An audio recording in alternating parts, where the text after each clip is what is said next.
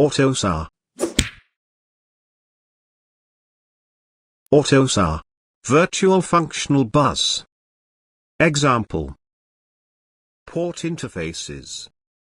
Now we want to take a closer look at the ports and port interfaces.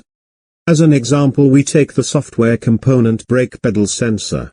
Its task is to tell the brake controller how far the brake pedal is pushed. It gets this information from the ECU brake pedal sensor, via this port. This port has a port interface, which has an operation get brake pedal position. This operation provides a value between 0 and 255, which corresponds to a voltage of 0 to 5 volt, if we assume the brake pedal position is communicated via a voltage. 0 volt means the driver is not braking, while 5 volt means the brake pedal is fully pushed down. The brake pedal sensor does its calculation and gives the output data to the brake controller, via this port.